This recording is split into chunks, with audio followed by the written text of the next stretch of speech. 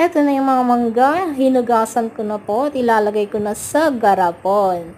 Tapos niya, lagyan mo ng asin. Tapos, patungan ulit ng mangga. Tapos, asin ulit. Pwede rin lagyan ng asukal or brown sugar or white sugar or muscovado sugar. Bahala po kayo kung anong gusto nyo ilagay. At kung gusto nyo rin pong lagyan ng luya or suka na parang atsara, pwede rin po yun. Pero kung simpleng buro lang po ito. Asin, asukal, siling, labuyo, at mineral water. Yes, and let it sit for 7 days. So, after 7 days, pwede na siyang kainin kasi pickled mangoes na siya. Ayan na po.